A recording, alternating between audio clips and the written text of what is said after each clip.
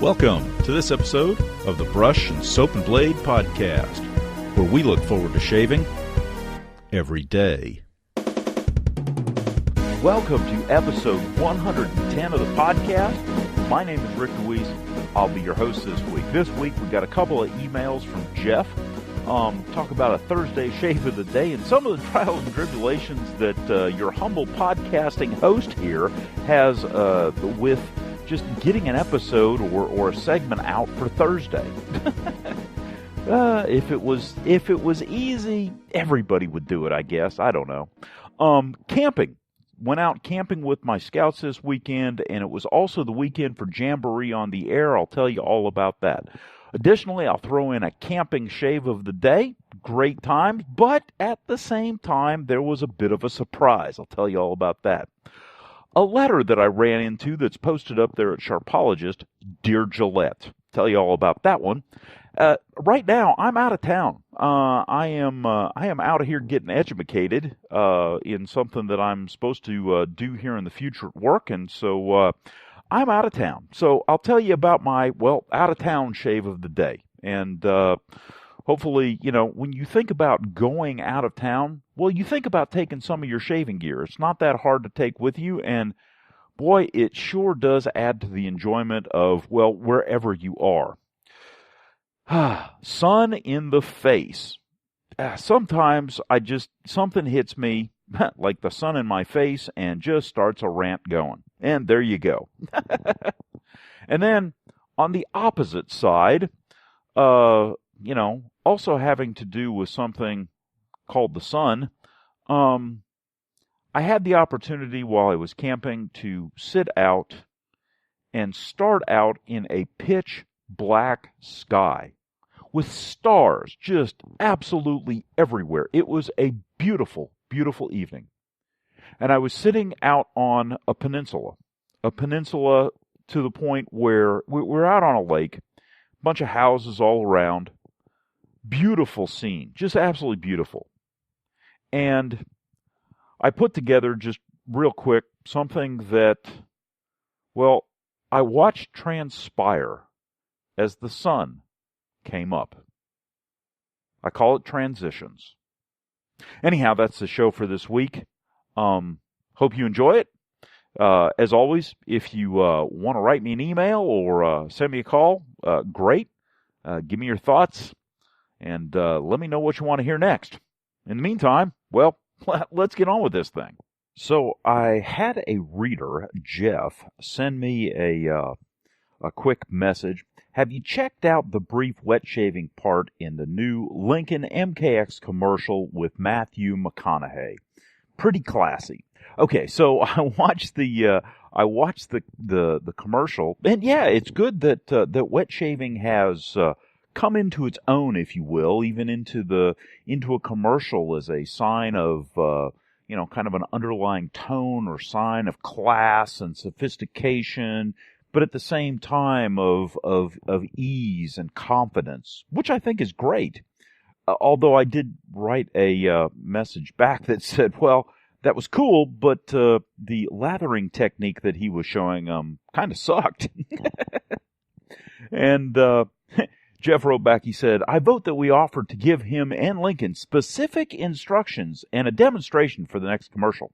I think a week or two in L.A. or some other appropriate spot, would do. You in? Yeah, absolutely. Hey, if they're willing to pay the way, first class, of course, but I could do that. What the heck? Why not? I also got another email from Jeff. He says, Hi, I wonder if you and the show have ever reviewed the double-edged blades available from places such as Dollar General. A 5-pack for $1.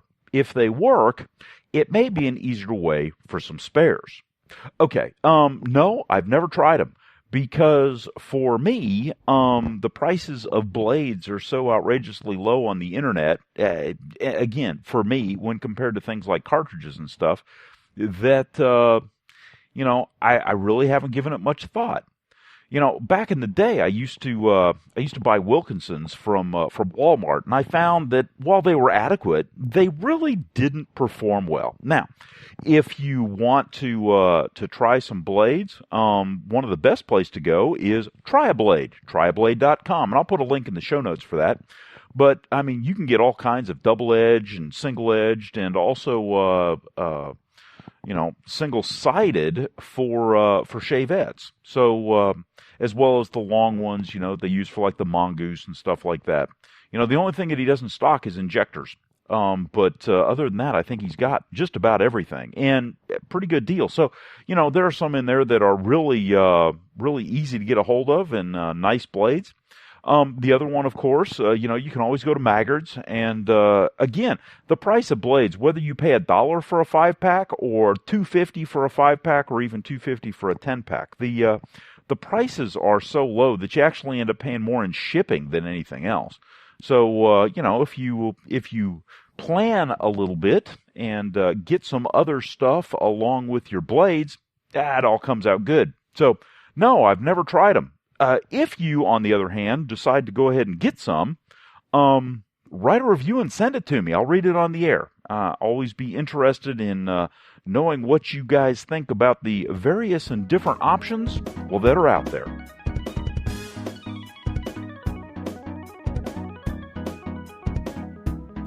Alrighty. Now that we got the mobile studio back up and running, I run into an issue every Thursday. So Wednesday, I get home and I pull the SD card out of my digital recorder that is here in the truck, and take it up, do the podcast, and then Wednesday or Thursday morning comes along, and I always start off and I'm all excited about the shave of the day and want to talk about it. Turn on the recorder and it says no SD card because it's up in the computer. Oh gosh, the life of a podcaster. I'll tell you what. You would think I'd be smart enough to have 2 SD cards and just swap them, but no. See, it's just one of those things.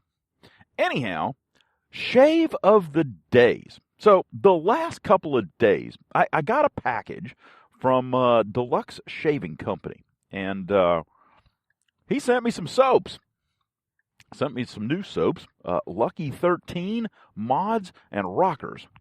And so he said, hey, these are some new soaps. Give them a try. Let me know what you think. So, okay. First off, thank you very much for sending me something to try. I do greatly appreciate it. So, just opening them up, my favorite is Lucky 13. The other two, they're okay, but my favorite is Lucky 13. I think that has a very, very nice scent. It's kind of a woodsy scent. It's got some floral in there and stuff like that. And I'll give you a description when I'm not in the truck and not trying to drive in traffic, but but overall, out of the 3, it's probably my favorite scent. It's a little bit stronger scent, which I enjoy. So that's nice. So I lathered it up last couple of days, and yesterday I used my Samag SOC, and today I used my Italian Barber, and lathered it up and did a fine job lathering, just like all the Deluxe shaving soaps do. Don't have a problem with that. And proceeded to shave with my Mercure Bakelite with my with the carbon steel blade that I've been using in it, and did a fantastic job. Yesterday was really good. Today I think the blade is starting to go, so I'm going to have to change out the blade. But yesterday was just an absolutely fantastic shave. Today I did kind of finish up with my Gold Dollar Straight, just kind of do a final pass and get things cleaned up and the way I wanted it, and so yeah. But yesterday it was just all the carbon steel double-edged blade there, and yeah, great job. So far, I mean, I'm the quality of the soap is good. Excellent, just like all the other soaps that they make. Good glide, good cushion, excellent smell, good performance. I mean, overall, just good stuff. So off we are into the wild blue yonder, ready for another day. It's a Friday. Don't know what Friday's going to bring. Might take a little time off of work this afternoon because I got to get ready for a camping trip tomorrow. And it's going to be an exciting weekend because essentially I get ready for the camping trip, go on the camping trip tomorrow night, come back Sunday, and then go off to training Sunday night. Jam-packed, a lot of stuff, and well, we'll see what the day brings. Other than that.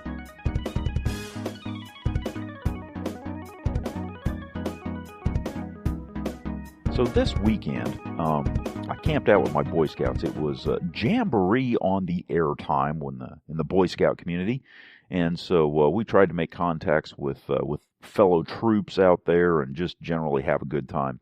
And all in all, it wasn't too bad. We got to do ham radio, a little bit of wet shaving, making some coffee. I mean, roasting coffee, doing ham radio and wet shaving all on the same day, along with scouts on top of it. I mean, didn't know how to act. It was really a great way to spend the weekend.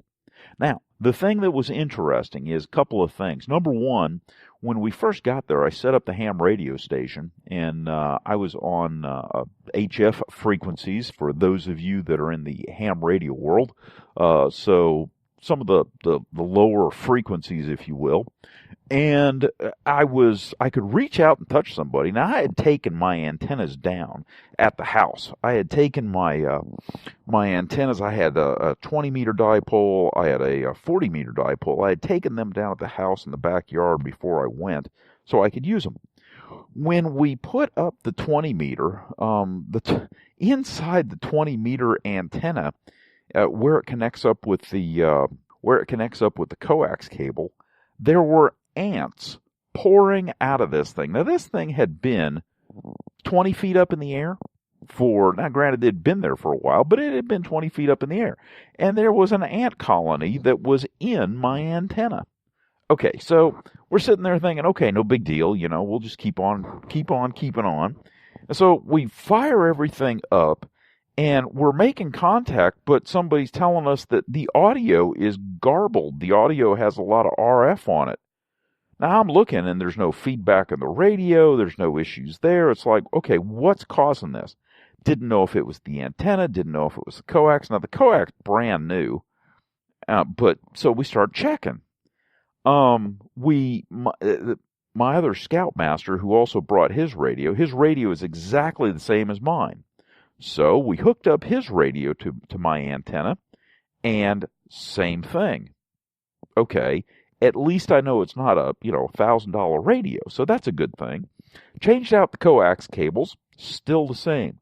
Swapped out antennas, still the same thing. Now at this point, I'm sitting there scratching my head going, okay, what is going on? We start to look and realize that inside the shelter that we are under, there are fluorescent lights.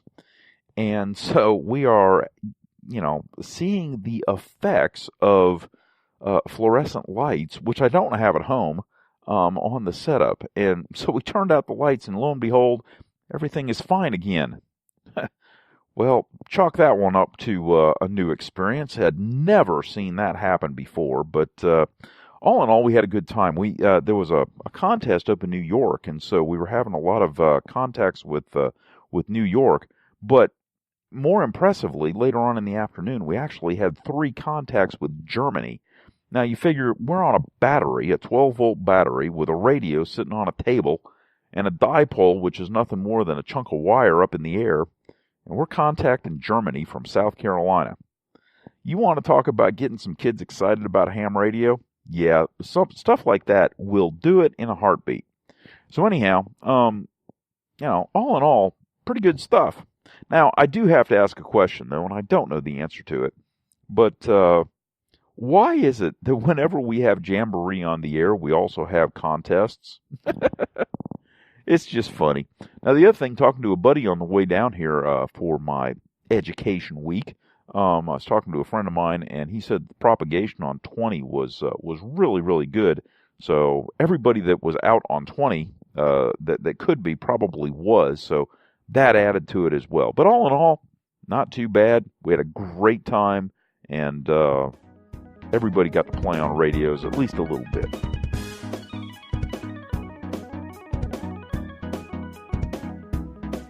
So during my Jamboree on the Air camping trip with my Boy Scouts, I got to, do some wet shaving. And specifically what I did is I used my my Lord razor, which is a $9 razor that's made in India, and put a new blade in it, put a treat carbon steel blade in it. Got to use Lucky 13, which I do enjoy the smell of. And I took with me my fine synthetic brush. And after a shaving experience that was a bit odd, something happened. Now, what happened to during the shaving experience is it was probably about, 11 o'clock, noon or so, and I had been out in the sun and wind for about 2 hours. And what I noticed was that my face was reacting to the Lucky 13 soap. Now, part of the reaction is there's a little bit of sandalwood in the Lucky 13, but also I was getting a reaction from the fact that my face was both a little sunburned and a little windburned. So between the three of them, it conspired to make shaving, not as comfortable as normal. Now, I had been using the Lucky 13 for the last couple of days and had noticed, this is in the morning, after a shower, had noticed absolutely no ill effects. But I did get a little bit of irritation from the soap after being out in the sun and getting my face, just a tad windburned. So if you're having any kind of reaction to soaps, ask yourself a question. What conditions are you going into that shave? Have you been outside? Are you just waking up? What's the condition of your skin? So that's something to keep in mind. Now, the other thing is that as I was rinsing off my fine brush, lo and behold, the knot popped out of the handle. Now, I have a picture of it, and I have a picture of the absolutely pitiful, I'll say it, absolutely pitiful dollop of epoxy or glue or whatever the heck they use to put the knot in the handle. Now, one of the things that I enjoy about the fine brush is just the color combination. The white and red handle and the synthetic brush. Even though the synthetic brush is just a little bit small for my taste, the reason that I'll always keep it around is just because of the color combination in the handle. It's classic. But I have to tell you, fine, it just in general is doing both the wet shaving community and also themselves and their brand an absolute and complete disservice by accepting this just pitiful amount of glue that holds this knot into this handle. And I've got a real good picture to show you just exactly how much, glue is in there. And if you look, if you look at the total diameter, it is maybe a quarter of the surface area of that total diameter that has any glue on it at all. I mean, it's pitiful. It's absolutely pitiful. Now, I'll have to take the time and scrape that out with a chisel or a, Dremel tool or whatever and re-epoxy the silly thing. But to have that, disgusted is the best word that comes to mind. It truly is. And I hate to say that about any company, but I'm sorry, that's just shoddy. So, anyhow, that was my experience with my fine brush. Now, overall, again, great camping trip. Kids had a lot of fun on the radios, and all in all, we combined wet shaving and radios and fishing and scout stuff, and just generally had a good time. So, rest assured, a good time was indeed had by all.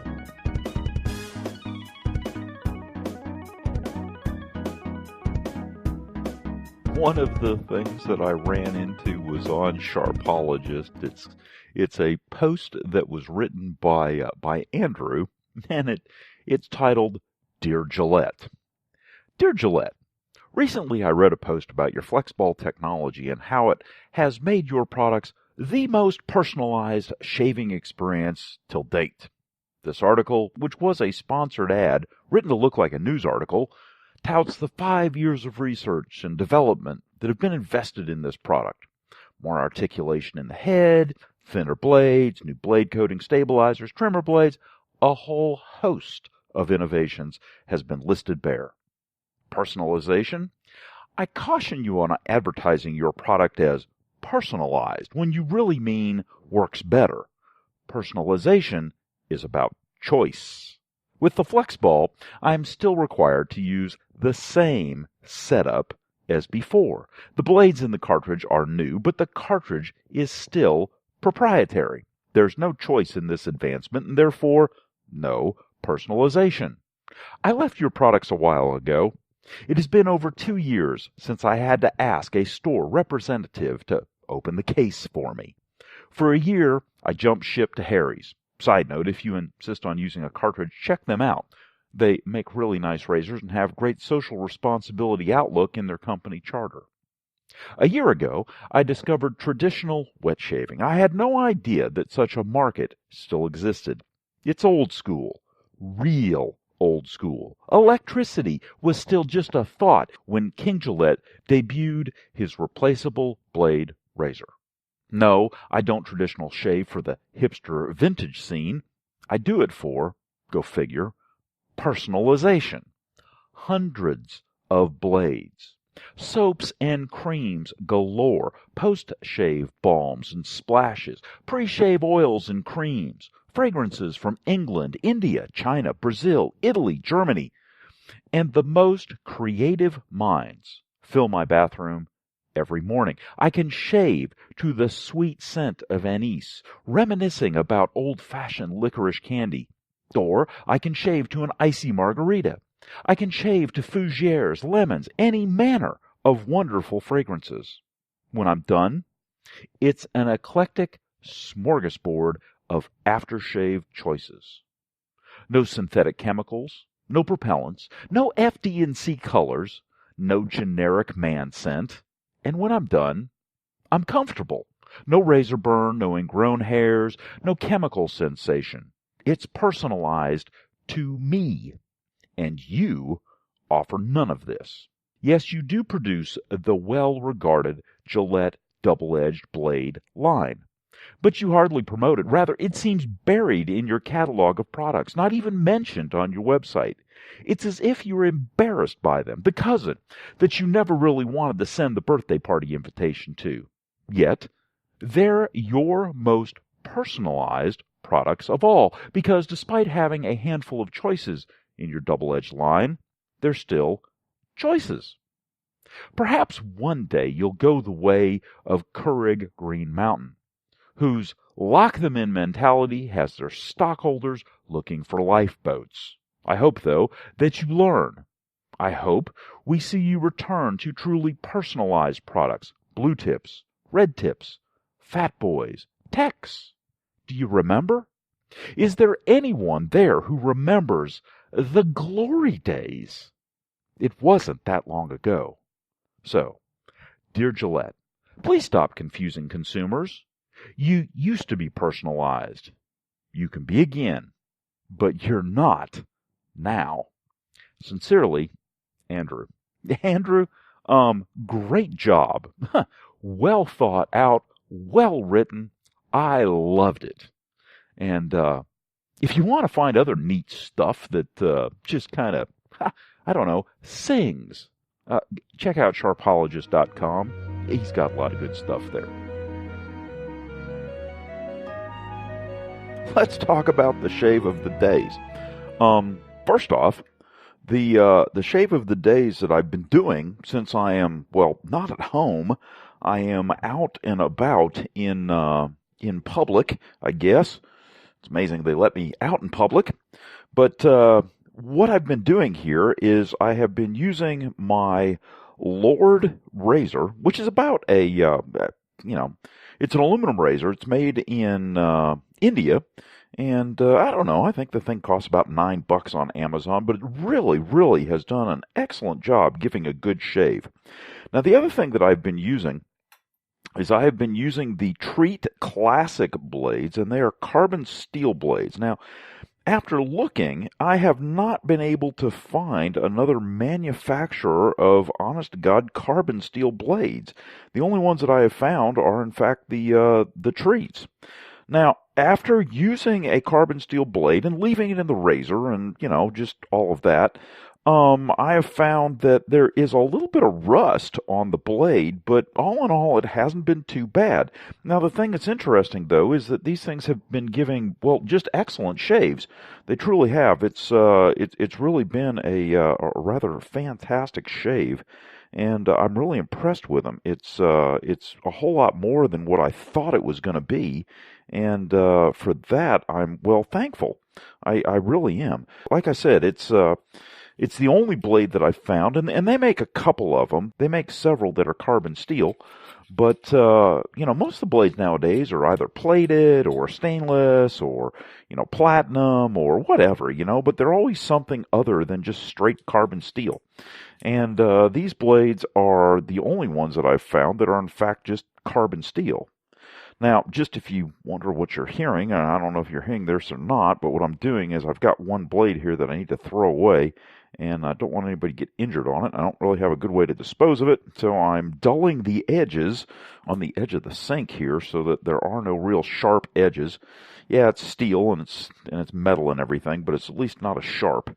So, there's been a little bit of rust on the blade itself, and there's been just a touch of rust, that has gotten on the Lord razor. But quite honestly, just take my thumb and wipe it off, and voila, it's gone, and I'm back to the nice Lord razor that I've been using. Put another blade in it, and we should be able to go for, well, a couple more days without any problem. Now, I've been using this blade, the Treat Classic, for, I don't know, it's been almost 5 days now, and again, it's done a very good job and given me very nice shaves, so I've been really happy with that. Now, the other thing that I have is I've been using my Plisson, and I have taken a picture of my Plisson brush, and it is, well, it's disgusting. I mean, that's the only way to talk about it. It's just disgusting.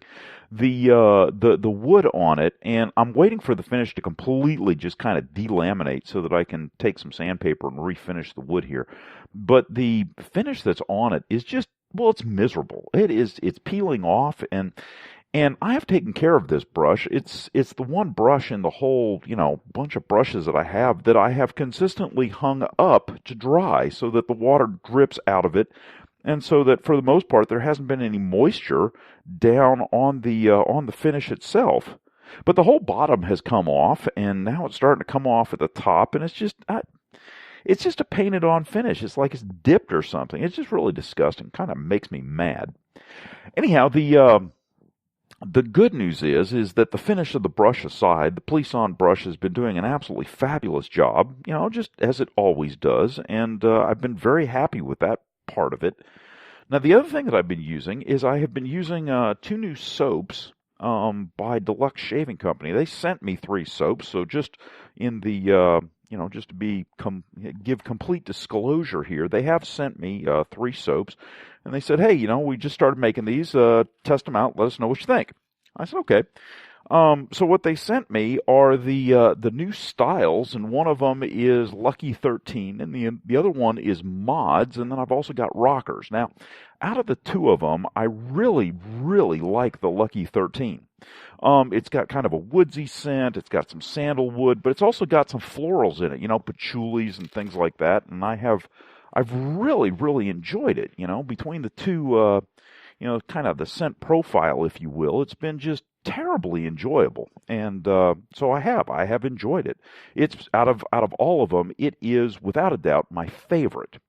Now, the other one that I have been trying is called Mods, and there's Mods, and then there's Rockers, and it's kind of a take on some of the 1950s shows, I guess. But all in all, I've been really happy with Mods. Now, it's interesting. It's got kind of a to me anyhow, to my nose, it's got a European scent, a clean smell that, for me anyhow, is reminiscent of some of the smells that I had when, I was traveling and living in Europe, and those were, very popular and everything, and and I'll go to the website, but it's been really nice. It's been an absolute pleasure. Now, the performance, of course, is just what I've always come to expect of the deluxe shaving soaps. So no problems there. And one of the things that I noted that was really rather interesting is that the other day when I was talking about my Taylor of Old Bond Street soaps, one of the things that I commented on was the fact that I enjoyed the soap that, wasn't completely filled all the way to the top, because it allowed me to, give it a place to load the brush and a place for the lather to go. And that's what these soaps have. They're filled about halfway. Lucky 13. Good stuff. And, the other thing is that the containers are just a little bit larger than like the Taylor of Old Bond Street. And so with, I guess, probably about 4 inches in diameter or so. And so it's really been nice from the aspect of being easy to load the brush. So that's been good. That has been a really nice experience. So I've also got some bay rum that I brought with me to finish things out, and with the clean smell of the mods, or the kind of the sandalwood and spicy and patchouli and everything else smell of Lucky 13. Bay rum just kind of seemed to be a natural fit because, I only wanted to take one, so all in all, good stuff. So that has been the shaves of the day. Now, one thing that has been very, very curious about all this is that I have, attempted, while I'm recording this, in the hotel room and all this other stuff, to keep up with things. And what I found today, I was doing some editing this morning before I went to my training class. I found that, one of the ones that I thought that I had recorded wasn't even there. It was like, what the heck? Where'd it go? And it's just not there. So, okay.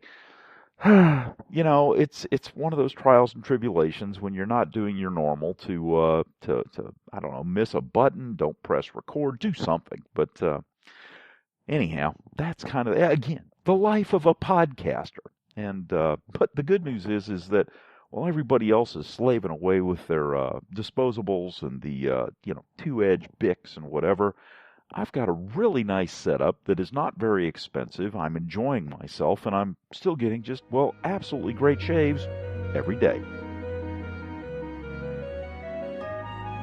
All right, so let me tell you about the deluxe shaving soaps that I've been testing out. Mentioned them a few times, but specifically going to the website and getting a little bit more information.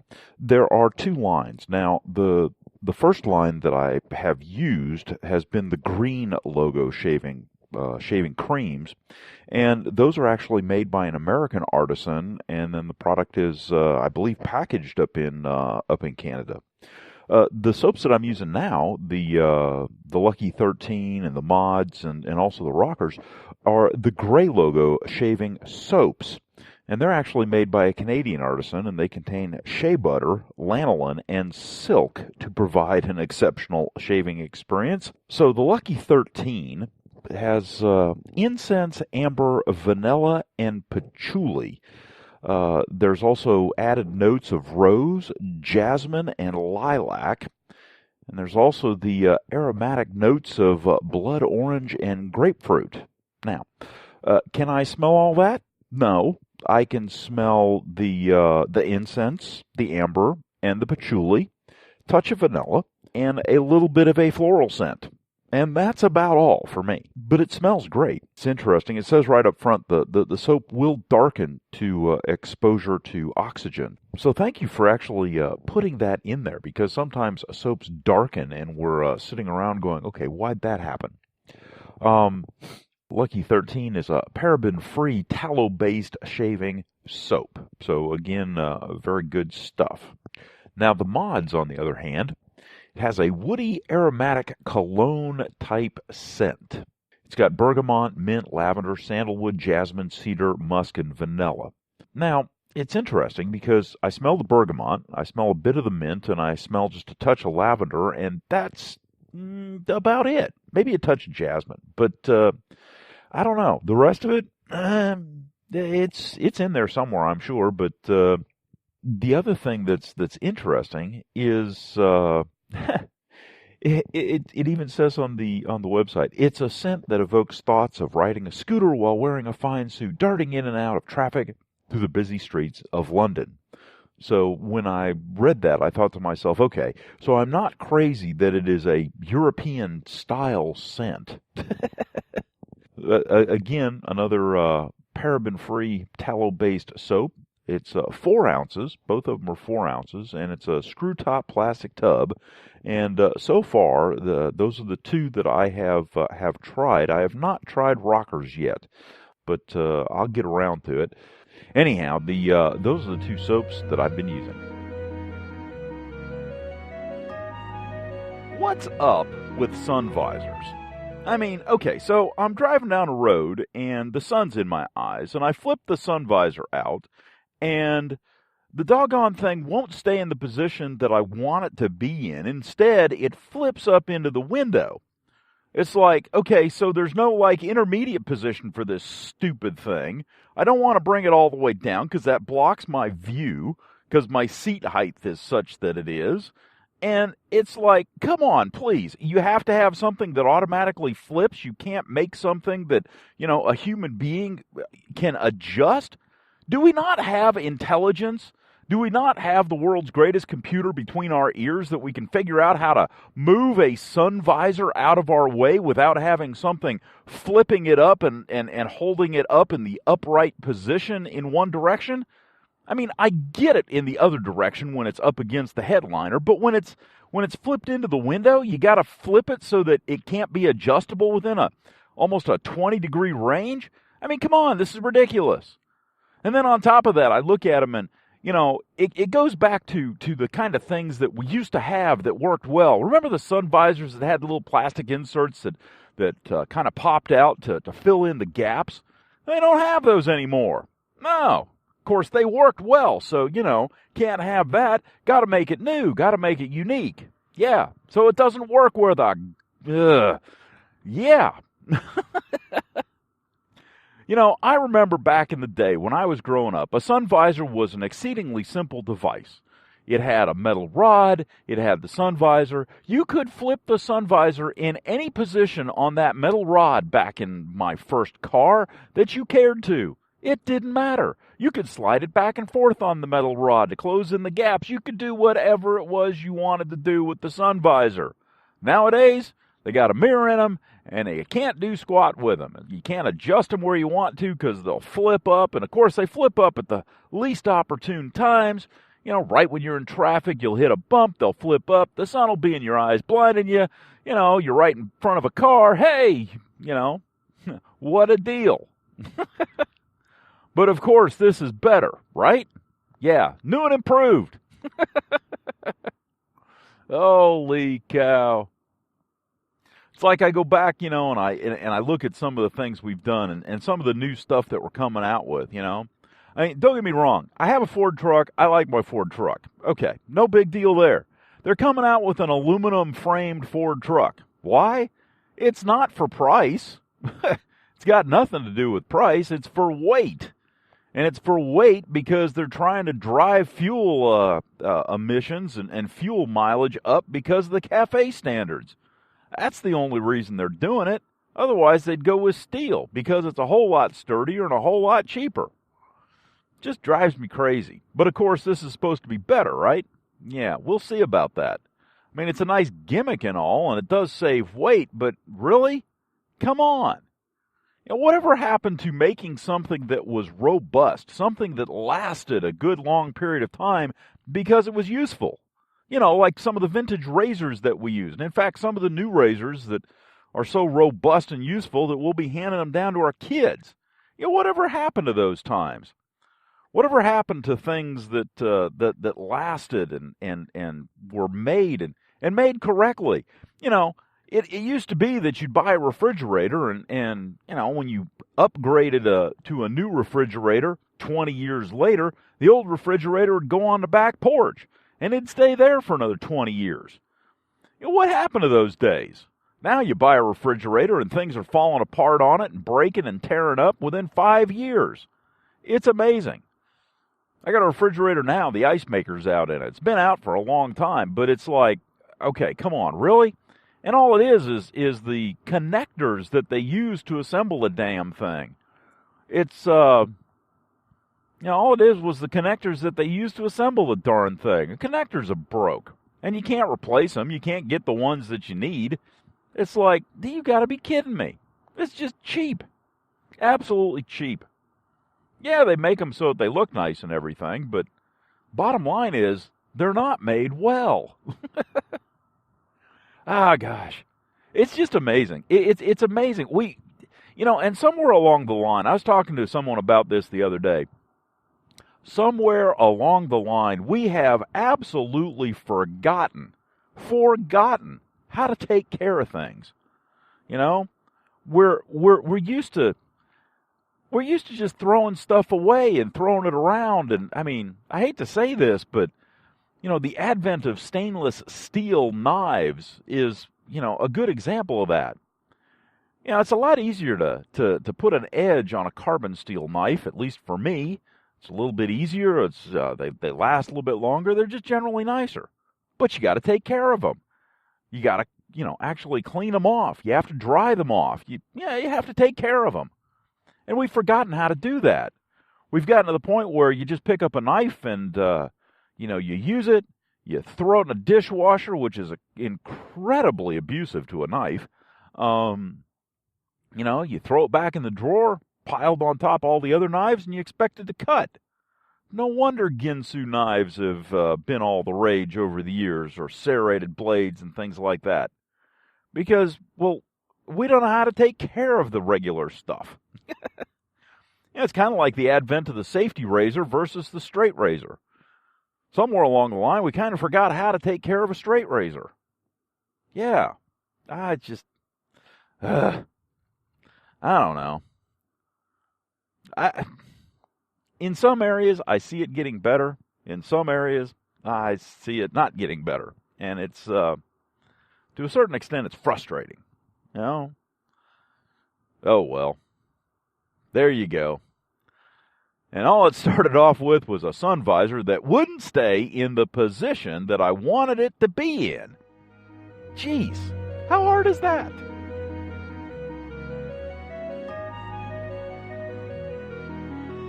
I wake to the sound of commotion. I look up, and I hear women crying. As I look more closely, there appears to be 7 of them. They're all huddled together in nervous anxiety. There's creatures all about. But one, a mighty impressive bull, is holding off a young warrior who is attempting to rescue the sisters, while his dog, with a gleam in his eye, jumps about, trying to join the fun. The commotion is so loud that off in the distance, 2 bears are trying to escape, for they're at the other side. As I watch, I realize that even the ancients have joined in. Mars is looking over the shoulder of the young warrior, giving advice. And Venus is slowly trying to rise, calling to her sisters. But something's happening. Something strange and wonderful. As the lights of humanity recede in the distance, a new light emerges. A light that appears to be so powerful that it banishes not just the bull, not just the bears, but the whole scene. As Venus rises and calls louder and louder to her sisters, there is no hope, for they vanish slowly, slowly. Mars even eventually fades, the powerful war god. And in fact, the whole scene slowly fades, as if the battle, while not concluded, is to be no longer. And yet, as I watch, the last thing, appropriately, that exits the scene is the gleam in a puppy's eye. And as I sit here, watching, all of this be laid out before me, I wonder if at any time in human history the trials and troubles of man were so less important.